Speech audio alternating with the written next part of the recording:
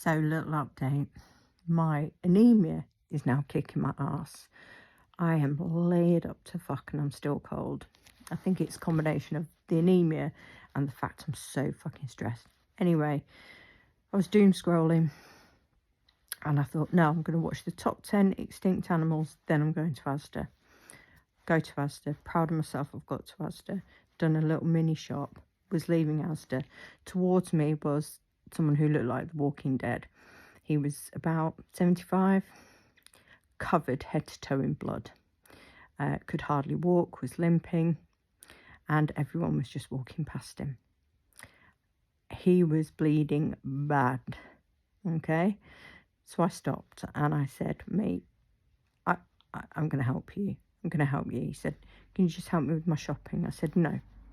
By the look on your cheek, I said, you need to go to a hospital and you've had a head injury. I said, tell me what happened. So this man is on he's diabetic, so he's on blood thinners and he hadn't eaten that morning. Last night he'd slipped and fell on a piece of glass. Now, I've seen some horrific injuries in the prison service. I've never seen an injury like this so bad on a man's face. He rang the ambulance the night he did it. No ambulance is available. So I thought, this isn't good enough. So as the staff were very nice but didn't know what to do. I'm just going to sneeze. Phew! Blame me. Bless me, I mean. As the staff didn't know what to do, Holly kicks in. Prison Holly kicks in. He looked like death. He looked like he was going to die. His clothes were covered in blood. I wasn't sure if he'd had a head injury. He was in and out of consciousness. People were just walking past, and I thought, no, I am going to stay with this guy. And I learned quite a lot about this man whilst I was chatting his ears off and keeping him awake. And he lives on his own. He has no carer. He has no family. He has no phone. He has no one checking on him. Lives on his own, as I said. And he said, oh, I'll just get this sorted and then I'll go home and mop up. I said, you're not going home and mopping up. I said, you'll bloody slip and hurt yourself. So anyway, so I got, knowing what I know medical-wise, I got all the information, rang the paramedics, and you big it up a little bit with the paramedics, don't you? But then he started to go in and out of consciousness. Well, at this point, I didn't know he was diabetic and he hadn't had any breakfast. So I said to the Asda staff, he needs to go with a stash of food to the hospital so that if he goes into sort of hyperglycemic, whatever it is, he's got some food.